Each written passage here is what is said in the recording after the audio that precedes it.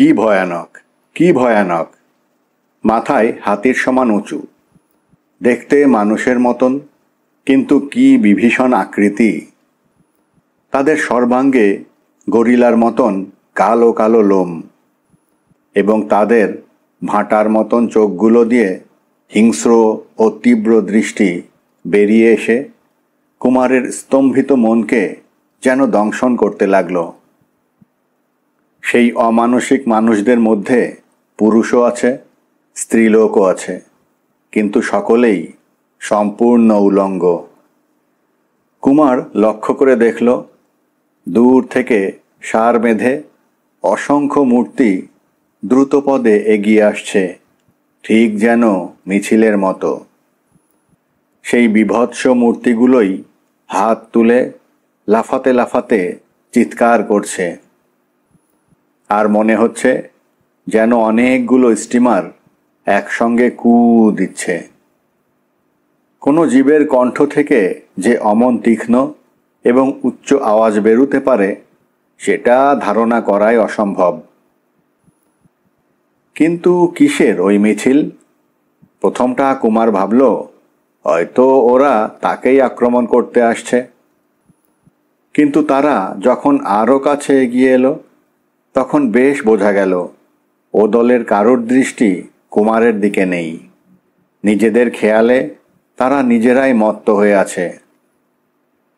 চারিদিকে অন্ধকারের ভেতর থেকে এতক্ষণে আরও যেসব অপরূপ মূর্তি একে একে বেরিয়ে আসছিল, তারাও এখন যেন কুমারের অস্তিত্বের কথা একেবারেই ভুলে গেল। অত্যন্ত কৌতূহলের সঙ্গে সেই মিছিলের দিকে তাকিয়ে তারাও সবাই হাত পা ছুঁড়ে লাফাতে লাফাতে তেমনি বিকট স্বরে চিৎকার জুড়ে দিল।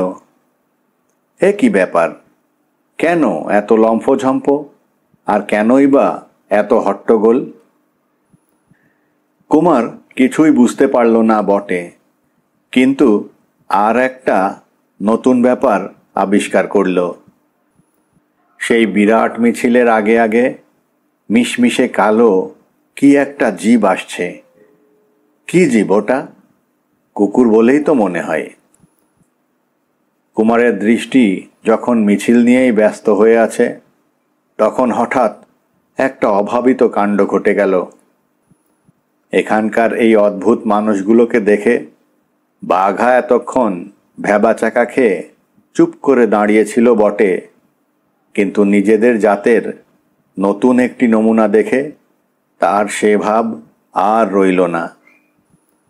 আচম্বিতে এক হ্যাঁচকা টান মেরে শিকল শুদ্ধ কুমারের হাত ছাড়িয়ে সে সেই মিছিলের কুকুরটার দিকে ছুটে গেল তীরের মতন বেগে। এর জন্যে কুমার মোটেই প্রস্তুত ছিল না, কাজেই বাঘাকে সে নিবারণ করতেও পারল না। তারপর কি যে হলো কিছুই বোঝা গেল না, কারণ সেই দানব মানুষগুলো চারিদিক থেকে ব্যস্তভাবে ছুটে এসে বাঘাকে একেবারে তার চোখের আড়াল করে দিল। কুমার বুঝল বাঘার আর কোনো আশাই নেই। এই ভয়াবহ জীবগুলোর কবল থেকে বাঘাকে সে আর কিছুতেই উদ্ধার করতে পারবে না। হঠাৎ আর একদিকে তার দৃষ্টি আকৃষ্ট হলো। একটা ভীষণ দানব মূর্তি তার দিকেই বেগে এগিয়ে আসছে। কুমার সাবধান হওয়ার আগেই সে তার ঘাড়ের ওপর এসে পড়ল এবং তাকে ধরবার জন্যে কুলোর মতো চ্যাটালো একখানা হাত তার দিকে বাড়িয়ে দিল। কুমার টপ করে মাটির ওপর বসে পড়ল এবং সেই অসম্ভব হাতের বাঁধনে ধরা পড়বার আগেই নিজের কোমরবন্ধ থেকে রিভলভারটা খুলে নিয়ে ৩-৪ বার গুলি বৃষ্টি করল। গুলি খেয়ে দানবটা ভীষণ আর্তনাদ করে কয়েক পা পিছিয়ে গেল এবং সেই ফাঁকে কুমার দিক বিদিক জ্ঞান হারিয়ে প্রাণপণে দৌড়তে লাগল। দৌড়তে দৌড়তে কুমার আবার নিবিড় অন্ধকারের ভেতর এসে পড়ল। দৌড়ে কোথায় যাচ্ছে সে তা বুঝতে পারল না বটে, কিন্তু তার পেছনে পেছনে মাটির উপরে ভারী ভারী পা ফেলে সেই আহত ও ক্রুদ্ধ দানবটা যে ধেয়ে আসছে, এটা তার আর জানতে বাকি রইল না। আচম্বিতে কুমারের পায়ের তলা থেকে মাটি যেন সরে গেল। দুই হাতে অন্ধকার শূন্যকে আঁকড়ে ধরার জন্যে সে একবার বিফল চেষ্টা করল এবং পর মুহূর্তে কঠিন পাথরের গায়ে আছড়ে পড়ে সমস্ত জ্ঞান হারিয়ে ফেলল। কতক্ষণ পরে তার জ্ঞান হলো সে তা জানে না, কিন্তু চোখ খুলে সে আবার দেখল তেমনি ছিদ্রহীন অন্ধকারেই চারদিক আবার সমাধির মতো স্তব্ধ। দানবের কোনো সাড়াই আর কানে আসে না। এদিকে ওদিকে হাত বুলিয়ে অনুভবে বুঝল সে পাহাড়ের গায়েই শুয়ে আছে। আস্তে আস্তে উঠে বসল। দু চারবার হাত পা নেড়ে নেড়ে দেখল তার দেহের কোনো জায়গা ভেঙে গেছে কিনা। হঠাৎ সে চমকে উঠল। অন্ধকারে পায়ের শব্দ হচ্ছে। কুমার এক লাফে দাঁড়িয়ে উঠেই শুনল, কুমার, তোমার কি বেশি চোট লেগেছে? এ যেন বিনয়বাবুর গলা। বিপুল বিস্ময়ে কুমার বলে উঠল, বিনয়বাবু, আপনি? হ্যাঁ কুমার, আমিও এখানে আছি কুমার। হ্যাঁ বিমল, তুমি তাহলে বেঁচে আছো? হ্যাঁ ভাই, আমি বেঁচে আছি। রামহরিও বেঁচে আছে, আরও অনেকেও বেঁচে আছে। কিন্তু আর বেশি দিন কারোকেই বাঁচতে হবে না। দিনে দিনে আমাদের দল থেকে ক্রমেই লোক কমে যাচ্ছে।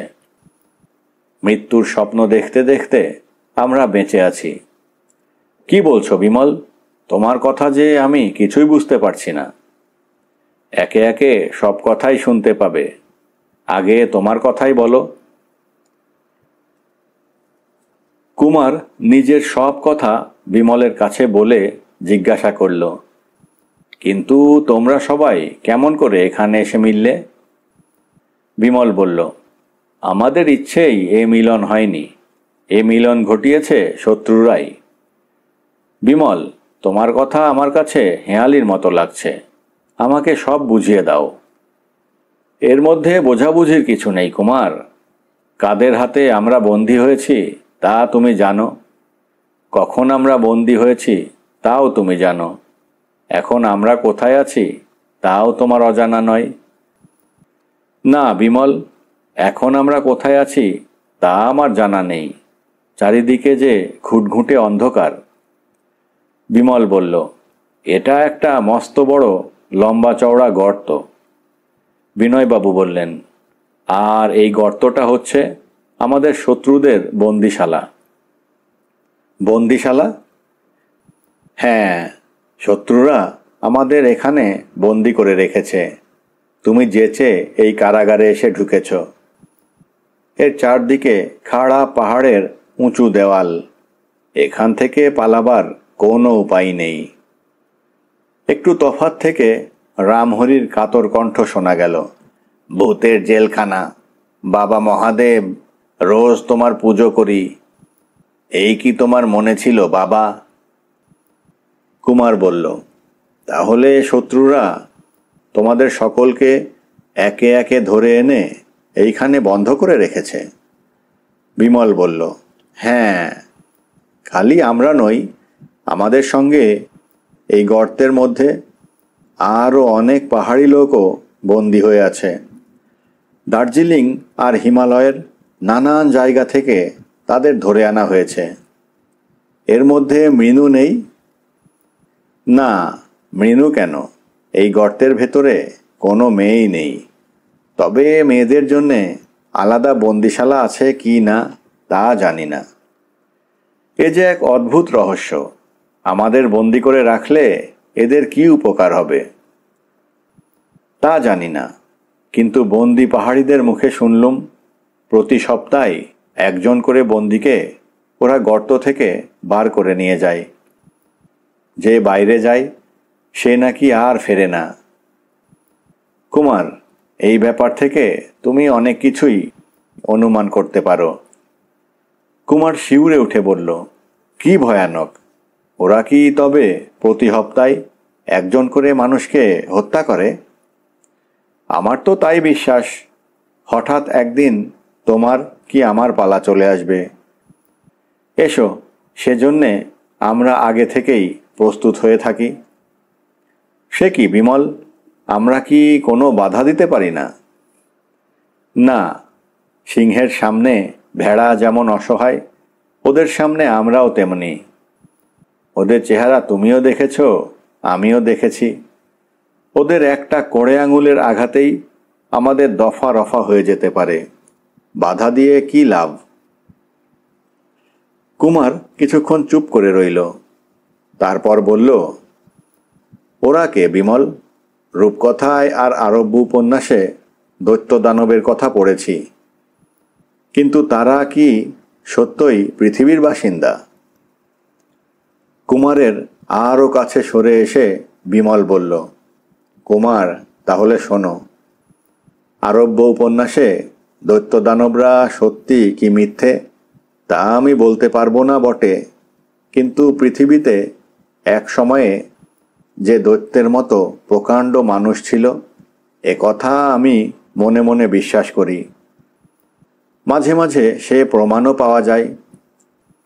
তুমি কি জানো না, এই ভারতবর্ষেই কাটনির কাছে একটি 31 ফুট 6 ইঞ্চি লম্বা বিরাট কঙ্কাল পাওয়া গেছে। তার পা দুটোই 10 ফুট করে লম্বা। সে কঙ্কালটা প্রায় মানুষের কঙ্কালের মতোই দেখতে। রামগড়ের রাজার প্রাসাদে কঙ্কালটা রাখা হয়েছে। আমি স্টেটসম্যানে এই খবরটা পড়েছিলাম। বিনয়বাবু বললেন, দেখো, দার্জিলিংয়ের সুরেনবাবুর কাছে গিয়ে যেদিন ইন্ডিয়ান ডেইলি নিউজের পুরনো ফাইলে হিমালয়ের রহস্যময় জীবের কথা পড়লুম, সেই দিন থেকে অনেক কথাই আমার মনে হচ্ছে। এর আগেও কোনো কোনো ভ্রমণ কাহিনীতে আমি হিমালয়ের ঘৃণ্য তুষার মানবের কথা পড়েছি।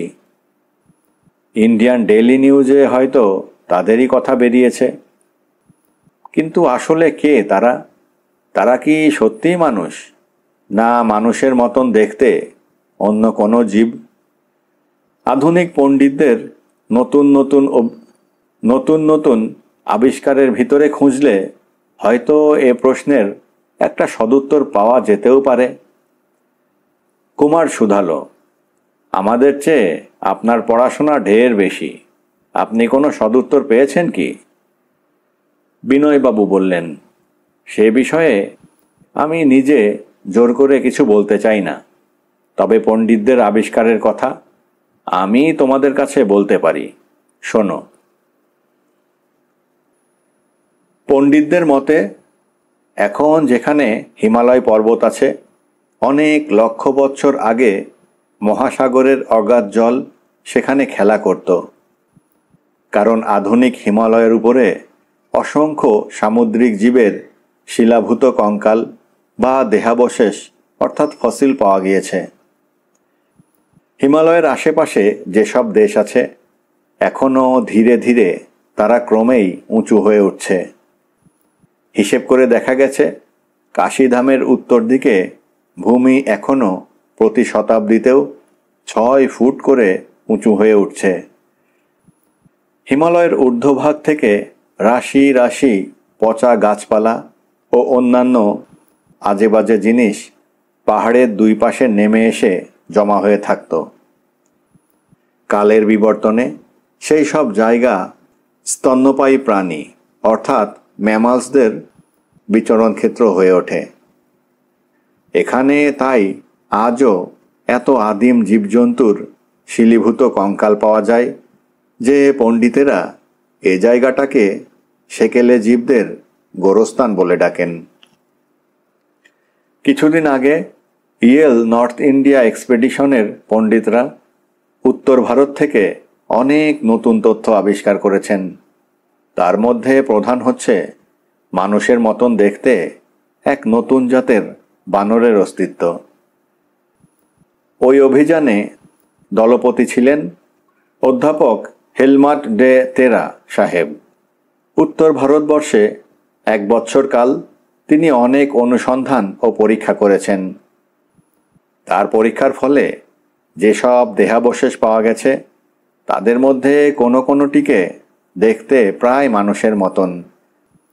অন্তত গরিলা, ওরাংওটাং বা শিম্পাঞ্জি বানরদের সঙ্গে তাদের দেহের গড়ন মেলে না। এই রকম 2 জাতের অজানা জীবের নাম দেওয়া হয়েছে রামাফিথিয়াস ও সাগ্রিভাফিথিয়াস। নাম শুনলেই তোমরা বুঝতে পারবে যে রামচন্দ্র ও সুগ্রীবের নামানুসারেই তাদের নামকরণ করা হয়েছে। পণ্ডিতদের মতে উত্তর ভারতে প্রাপ্ত এইসব জীবের কোনোটির মস্তিষ্ক গরিলা প্রভৃতি সমস্ত মানবজাতীয় জীবের মস্তিষ্কের চেয়ে উন্নত। তাদের মস্তিষ্কের শক্তি ছিল অনেকটা মানুষেরই কাছাকাছি। কে বলতে পারে ওই সব জীবের কোনো জাতি এখনও হিমালয়ের কোনো গোপন প্রান্তে বিদ্যমান নেই? তারা সভ্যতার সংস্পর্শে আসবার সুযোগ পায়নি বলে আধুনিক মানুষ তাদের খবর রাখে না। কিন্তু আমরা জানি না বলেই যে তারা বেঁচে নেই, এমন কথা কিছুতেই মনে করা চলে না। হয়তো তারা বেঁচে আছে এবং হয়তো তারা সভ্য না হলেও মস্তিষ্কের শক্তিতে আগেকার চেয়ে উন্নত হয়ে উঠেছে। বিমল, কুমার, আর যা জানি আর মনে করি সব তোমাদের কাছে খুলে বললাম। তবে আমার অনুমানই সত্য বলে তোমরা গ্রহণ নাও করতে পারো। বিমল বলল, তাহলে আপনার মত হচ্ছে মানুষের মতন দেখতে বানর জাতীয় দানবরাই আমাদের সকলকে বন্দি করে রেখেছে? বিনয়বাবু মৃদু স্বরে জবাব দিলেন, বললাম তো ওটা আমার মত না, আমার অনুমান মাত্র। কুমার বাহুকেই বালিশে পরিণত করে কঠিন পাথরের উপরে চিত হয়ে শুয়ে আকাশ পাতাল ভাবছে। বিমল প্রভৃতির মুখেও কোনো কথা নেই। চারিদিক যেমন স্তব্ধ তেমনি অন্ধকার। হঠাৎ কুমারের মনে হলো অন্ধকারের বুক ছাদা করে যেন ছোট্ট একটি আলো শিশু কাঁপতে কাঁপতে হেসে উঠল। প্রথমটা কুমার ভাবল তার চোখের ভুল, কিন্তু ধড়মড়িয়ে উঠে বসে ভালো করে চেয়ে সে বুঝল সে আলো একটা মশালের আলো। গর্তের উঁচু পাড়ের ধারে দাঁড়িয়ে কেউ মশাল হাতে নিয়ে কি দেখছে। মশালের তলায় একখানা অস্পষ্ট মুখও দেখা গেল। কুমারের মনে হলো সে মুখ যেন তারই মতন সাধারণ মানুষের মুখ। কে যেন উপর থেকে চাপা অথচ স্পষ্ট গলায় ডাকল, কুমারবাবু, কুমারবাবু। এ যে নারীর কণ্ঠস্বর। নিজের কানের ওপরে কুমারের অবিশ্বাস হলো। এই রাক্ষসের মুল্লুকে মানুষের মেয়ে? কেবল কি মানুষের মেয়ে? এ মেয়ে যে তারই নাম ধরে ডাকছে। কুমার ভাবল হয়তো সে ঘুমিয়ে ঘুমিয়ে স্বপ্ন দেখছে। আবার উপর থেকে চাপা গলার আওয়াজ এলো, কুমারবাবু। এবারে কুমার আর চুপ থাকতে পারল না, চাপা গলায় উত্তর দিল, কে? উপর থেকে সাড়া এলো, ঠিক আমার নিচে এসে দাঁড়ান। কুমার কথা মতো কাজ করল। এইটে নিন। কুমারের ঠিক পাশেই খট করে কি একটা শব্দ হলো। গর্তের তলায় হাত বুলিয়ে কুমার জিনিসটা তুলে নিল। অন্ধকারেই অনুভব করল একখণ্ড পাথরের সঙ্গে সংলগ্ন কয়েক টুকরো কাগজ। ওপরে মুখ তুলে দেখল সেখানে আর মশালের আলো নেই। আস্তে আস্তে ডাকল, বিমল। বিমল বলল, হ্যাঁ, আমরাও সব দেখেছি, সব শুনেছি। বিনয়বাবু বললেন, কুমার, তুমি মৃণুকে চিনতে পারলে না? কুমার সবিস্ময়ে বলল, মৃণু? যে আমাকে ডাকলো সে কি মৃণু? আপনি চিনতে পেরেছেন? বাপের চোখ নিজের সন্তানকে চিনতে পারবে না? কিন্তু কি আশ্চর্য, যার খোঁজে এত দূর আসা, তাকে পেয়েও আপনি তার সঙ্গে একটা কথাও বললেন না। দীর্ঘশ্বাস ফেলে বিনয়বাবু বললেন, হ্যাঁ, কত কষ্টে যে নিজেকে সামলেছি তা কেবল আমিই জানি কুমার। কিন্তু কি করব বলো, যখন দেখলাম এই শত্রুপুরীতে আমার মেয়ে ভয়ে ভয়ে চাপা গলায় তোমাকে ডাকছে, তখন নিজের মনের আবেগ জোর করে দমন না করলে মৃণুকে হয়তো বিপদে ফেলা হতো। বিমল বলল, দেখুন বিনয়বাবু, আমার বিশ্বাস আপনি আর আমি যে আছি মৃণু তা জানে না।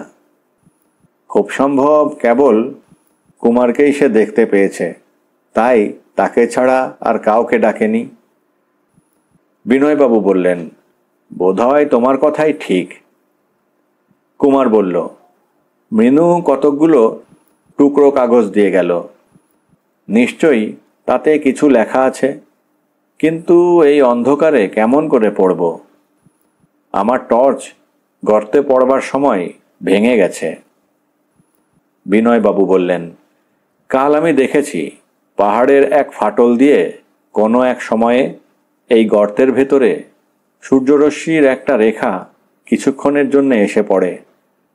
আজও নিশ্চয়ই সেই আলোটুকু পাওয়া যাবে, অপেক্ষা করো। উপর থেকে সূর্যের একটি কিরণ তীর নিবিড় অন্ধকারের বুক বিদ্ধ করে গর্তের পাথুরে মেঝের ওপর এসে পড়ল। বিনয়বাবু বললেন, কুমার, চটপট কাজ সেরে নাও, এ আলো এখনই পালাবে। সূর্যরশ্মির সামনে কাগজের টুকরোগুলো ধরে কুমার দেখল একখানা ছোট ডায়েরি থেকে সেগুলো ছিঁড়ে নেওয়া হয়েছে। বোধহয় দানবদের হাতে ধরা পড়বার সময়ই ডায়েরিখানা মৃণুর হাতে ছিল।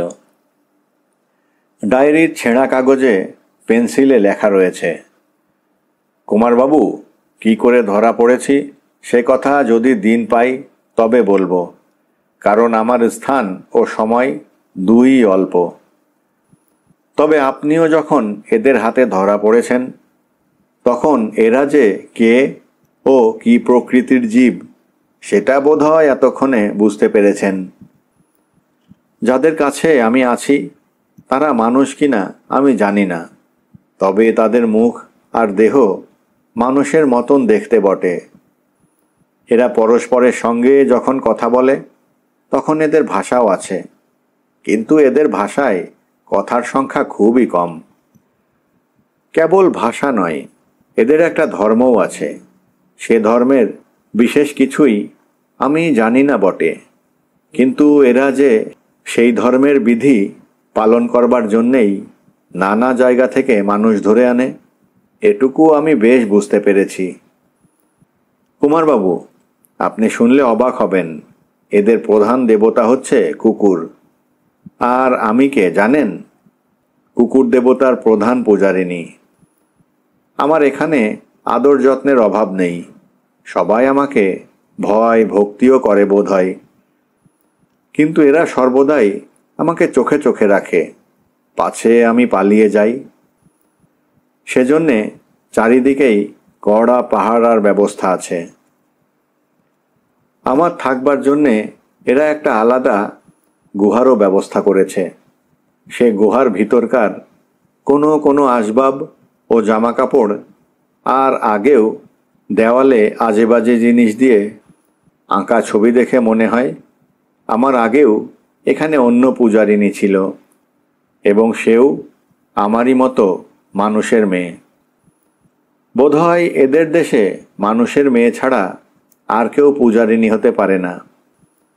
একজন পূজারিণীর মৃত্যু হলে মানুষের দেশ থেকে আবার একজন মেয়েকে বন্দি করে আনা হয়।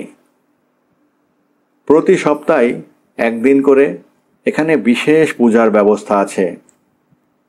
এখানকার আলো ঝর্ণার ওপাশে আছে মস্ত এক নদী। সে নদী অত্যন্ত গভীর। এদেশের কেউ সাঁতার জানে না বলে সে নদীতে ভয়ে কেউ নামে না। এদের ইঙ্গিতে যতটুকু বুঝেছি, সে নদীর নাকি আদি অন্ত নেই। প্রতি সপ্তাহে বিশেষ পূজার দিনে কুকুর দেবতাকে নিয়ে আমাকে সেই নদীর ধারে যেতে হয়। আর আমার সঙ্গে সঙ্গে আগে পিছে চলে দলে দলে এখানকার যত না রাক্ষস না মানুষ বানর জীব, নাচতে নাচতে আর চেঁচাতে চেঁচাতে। নদীর জলে কুকুর দেবতাকে স্নান করিয়ে আবার ফিরে আসি, এবং তারপর যা হয়,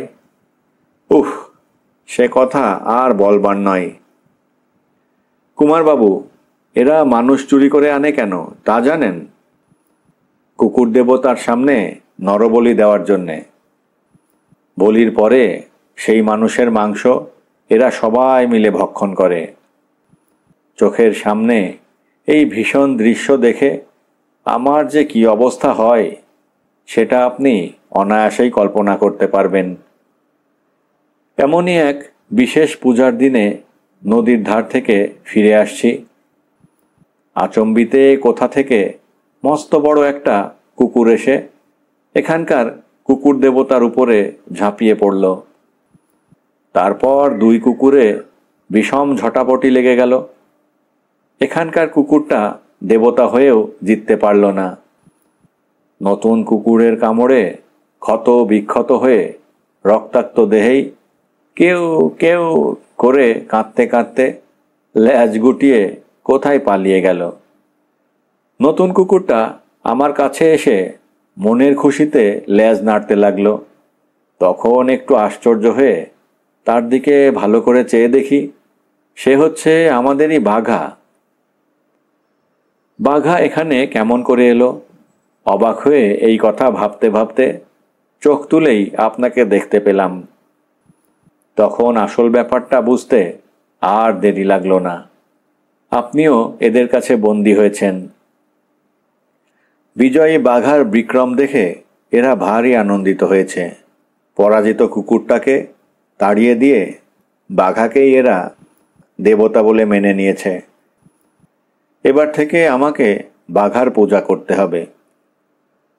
কুমারবাবু, এখন আমাদের উপায় কি হবে? এই ভীষণ দেশ ছেড়ে আর কি আমরা স্বদেশে ফিরতে পারবো না? আমাকে হারিয়ে না জানি আমার বাবার অবস্থা কি হয়েছে। আজ বলির নরমাংস খেয়ে এরা সারা রাত উৎসব করবে। কাল সকালে এরা অনেকেই ঘুমিয়ে পড়বে। যারা পাহারা দেবে তারাও বিশেষ সজাগ থাকবে না। সেই সময়ে আমি আবার চুপি চুপি আপনার গর্তের ধারে যাওয়ার চেষ্টা করব। এখানে একরকম শক্ত লতা পাওয়া যায়, তাই দিয়ে আমি একগাছা লম্বা ও মোটা দড়ি তৈরি করছি। গর্তের ভেতরে সেই দড়ি ঝুলিয়ে দিলে হয়তো আপনি উপরে উঠেও আসতে পারবেন। আমাদের অদৃষ্টে কি আছে জানি না, কিন্তু কাল আমরা মুক্তিলাভের চেষ্টা করবই। তারপর কপালে যা থাকে তাই হবে। আপনি প্রস্তুত হয়ে থাকবেন। ইতি মৃণু। কুমারের পত্রপাঠ শেষ হলো।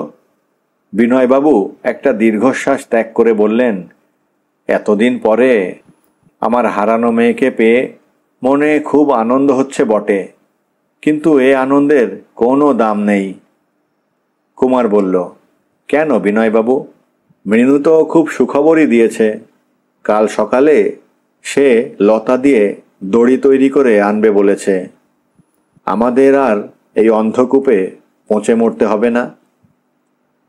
দুঃখের হাসি হেসে বিনয়বাবু বললেন, কিন্তু দড়ি বেয়ে উপরে উঠলেও তো আমরা এই অন্ধকূপের গর্ভ থেকে বেরুতে পারবো না।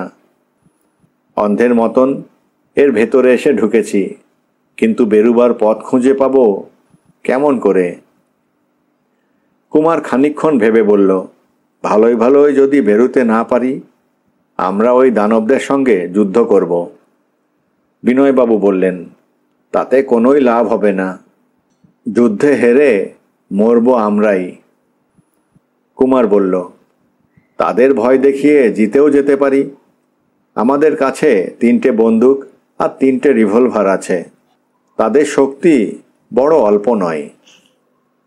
রামহরি বলল, তোমরা একটা বন্দুক আমাকে দিও তো, অন্তত একটা ভূতকে বধ করে তবেই আমি মরব।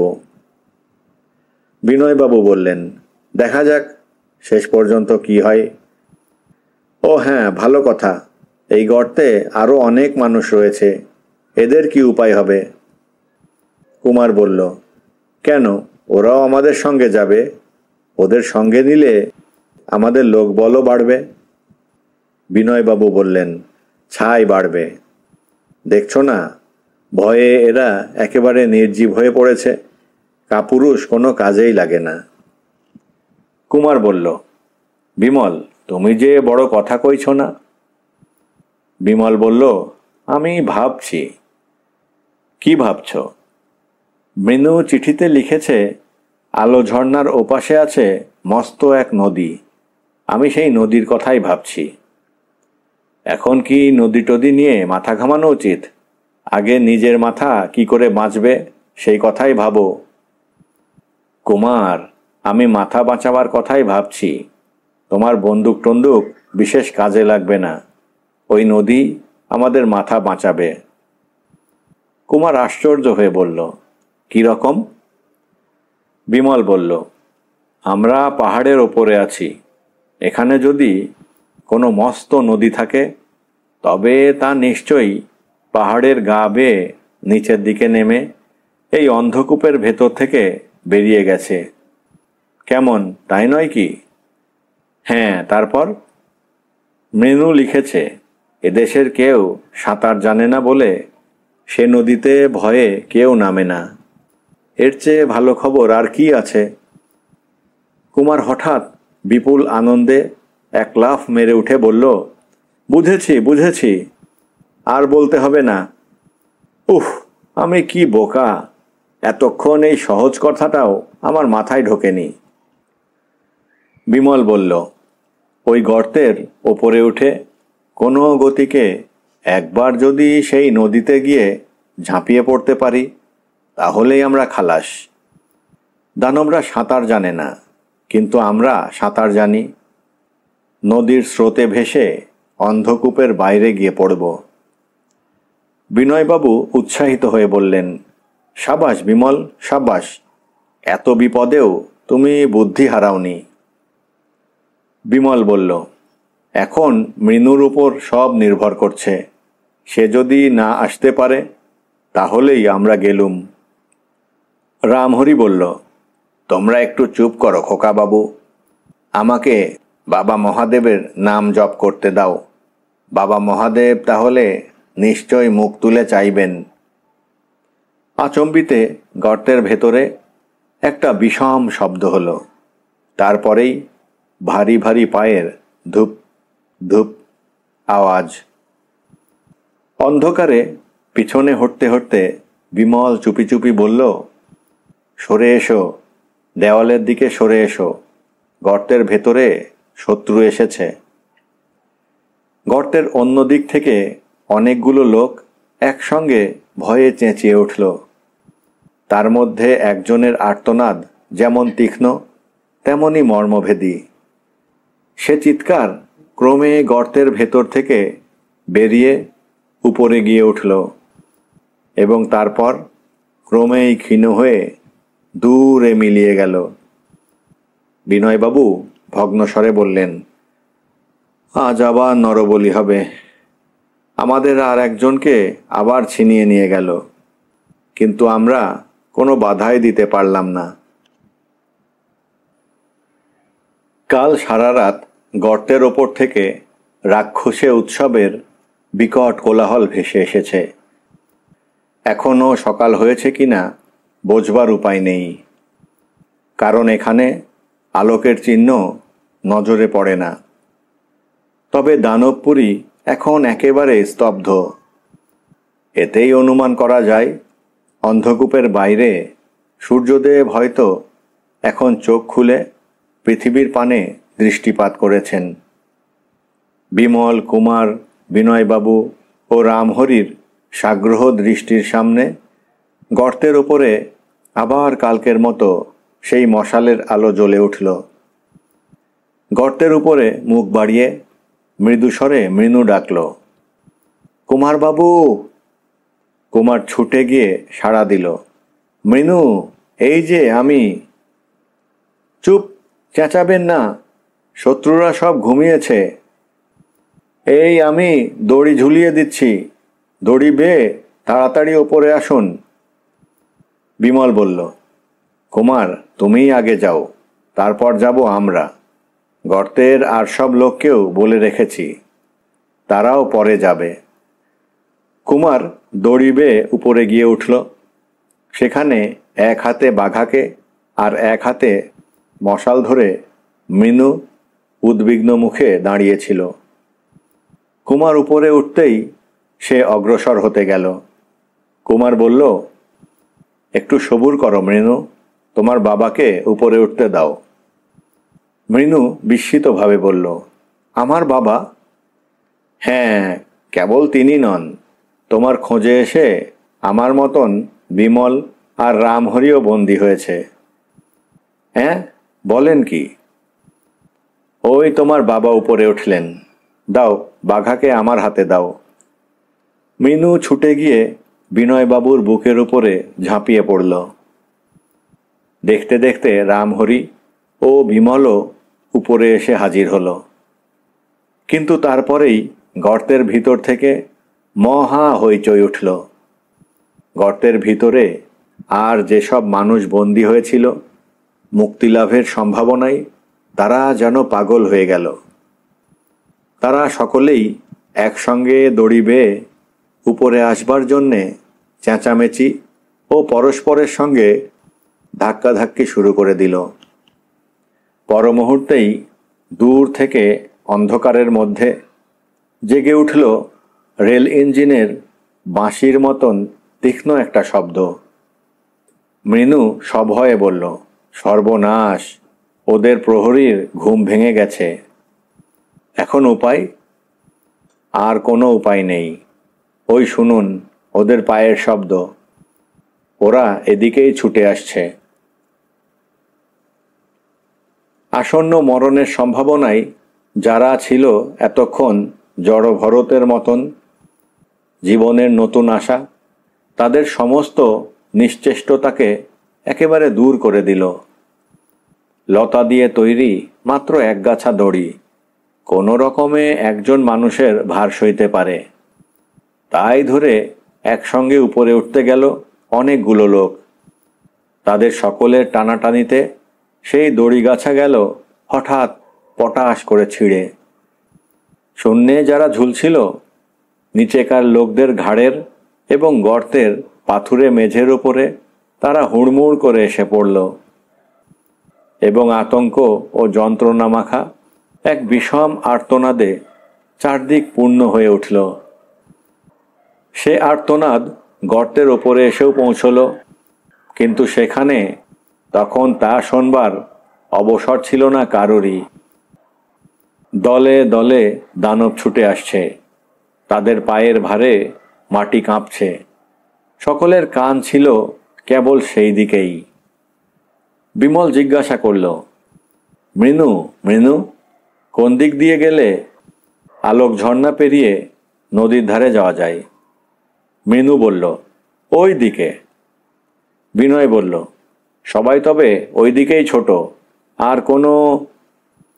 কিন্তু বিমলের কথা শেষ হওয়ার আগেই একটা অতিকায় ছায়ামূর্তি কোথা থেকে তার উপরে এসে ঝাঁপিয়ে পড়ল। মৃণুর মশালের আলোতে কুমার সভয়ে দেখল সেই ছায়ামূর্তির বিরাট দেহের তলায় পড়ে বিমল যেন একেবারে বিলুপ্ত হয়ে গেল।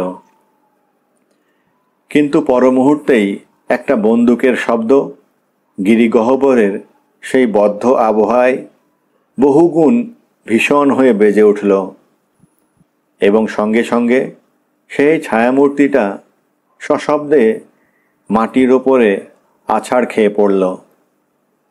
তারপরেই বিমলের গলা শোনা গেল, একেবারে বুকে গুলি লেগেছে, এ যাত্রা আর ওকে মানুষ চুরি করতে হবে না। ছোট ছোট নদীর ধারে, নদীর ধারে। সবাই তীরের মতো ছুটতে লাগলো। ওই আলো ঝর্ণা দেখা যাচ্ছে। চারদিকের অন্ধকার পরিষ্কার হয়ে আসছে এবং আলোকের সঙ্গে সঙ্গে আসছে মুক্তির আভাস।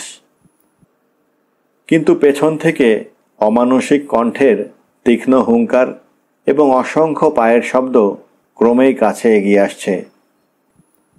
বিমল দাঁড়িয়ে পড়ে বলল, কুমার, বিনয়বাবু, ওরা একেবারে কাছে এসে পড়লে আমরা আর কিছুই করতে পারবো না। এইবারে আমাদের বন্দুক ছুঁড়তে হবে। এখানে আলো আছে, আমরা লক্ষ্য স্থির করতে পারবো। একসঙ্গে 3টে বন্দুক গর্জন ও অগ্নি উদ্গার করতে লাগলো। বন্দুকের গুলি যখন ফুরিয়ে আসে তখন 3টে রিভলভারের ধমক শুরু হয় এবং ইতিমধ্যে রামহরি আবার বন্দুকগুলোতে নতুন কার্তুজ পুড়ে দেয় এবং বন্দুক আবার মৃত্যু বৃষ্টি করতে থাকে এবং রামহরি দুহাত শূন্যে তুলে নাচতে নাচতে চেঁচিয়ে ওঠে। আর বাঘা খুশি হয়ে ল্যাজ নেড়ে তালে তালে বলে, ঘেউ ঘেউ। 4টে দানবের লীলা খেলা একেবারে সাঙ্গ হয়ে গেল। 8-10টা প্রপাত ধরণীতল হয়ে ছটফট করতে লাগলো। তাই দেখে আর সবাই ভয়ে বিস্ময়ে হতভম্ব হয়ে আবার অন্ধকারের ভিতরে পিছিয়ে অদৃশ্য হয়ে গেল। বিমল বলল, মৃণু, এইবারে ছুটে চলো নদীর ধারে। আবার সবাই ছুটতে আরম্ভ করল। আলো ঝর্ণা পার হয়ে আরও খানিক দূর এগিয়েই শোনা গেল গম্ভীর এক জল কল্লোল। তারপর আলো ঝর্ণা ছাড়িয়ে সকলে যতই অগ্রসর হয় চারিদিকের অন্ধকার আবার ততই ঘন হয়ে ওঠে। বিমল শুধল, মৃণু, আমরা কি আবার অন্ধকারের ভিতর গিয়ে পড়ব? মৃণু বলল, না, এই দেখুন, আমরা নদীর ধারে এসে পড়েছি। এখানে বেশি আলো নেই, বেশি অন্ধকারও নেই। এ যেন মায়া রাজ্য। মায়া রাজ্য না হোক, ছায়া রাজ্য বটে। এখানে কিছুই স্পষ্ট দেখা যায় না, সমস্তই যেন রহস্যময়। এই আলো আঁধারির মাঝখান দিয়ে যে বিপুল জলস্রোত কোলাহল করতে করতে দ্রুতবেগে ছুটে চলেছে, তার পরপার যেন রাত্রির নিবিড় তিমিরের ভেতরে হারিয়ে গিয়েছে। এ নদী দেখা যায়, কিন্তু স্পষ্ট করে দেখা যায় না। মনে হয় ওর গর্ভে লুকিয়ে আছে কত অজানা আর অচেনা বিভীষিকা। ওর জলধারা যেন নেমে যাচ্ছে পাতালের বুকের তলায়। বিমল বলল, আমি যদি কবি হতাম এ নদীর নাম রাখতাম সন্ধ্যা নদী। কবিতার ভাষায় বলতাম, অন্ধরাত্রির পদতল ধুয়ে দিয়ে যাচ্ছে সন্ধ্যা নদীর অশ্রুধারা। রামহরি বলল, খোকাবাবু, তুমি জানো না, এ হচ্ছে বৈতরণী নদী। এ নদী গিয়ে পৌঁছেছে জমালয়ে। এর মধ্যে নামলে কেউ বাঁচে না। বিনয়বাবু বললেন, বিমল, এর ভেতরে নামা উচিত কি? পাহাড়ের গহ্বরে অনেক নদী আছে। পাহাড় থেকে বাইরে বেরিয়েছে যার প্রপাত হয়ে। এ নদীও যদি সেই রকম হয় তাহলে তো আমরা কেউ বাঁচতে পারবো না। বিমল জবাব দেবার আগেই তাদের চারিদিক থেকে আচম্বিতে বড় বড় পাথর বৃষ্টি হতে লাগল। বিমল তাড়াতাড়ি উঠে বলল, লাফিয়ে পড়ো, জলে লাফিয়ে পড়ো। আর কিছু ভাববার সময় নেই, দানবরা আবার আক্রমণ করতে এসেছে। সবাই একসঙ্গে নদীর ভিতর লাফিয়ে পড়ল। তখন জলের ভেতরেই পাথর পড়তে লাগলো। সেসব পাথর এত বড় যে তার একখানা গায়ে লাগলে আর রক্ষা নেই।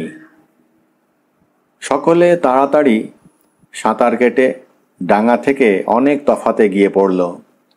শত্রুদের পাথর আর তত দূর গিয়ে পৌঁছতে পারল না।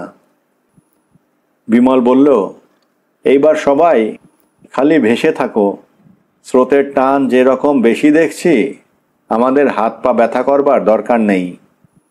স্রোতই আমাদের গহ্বরের ভেতর থেকে বাইরে নিয়ে যাবে। কুমার বলল, বিমল, বিমল, তীরের দিকে তাকিয়ে দেখো।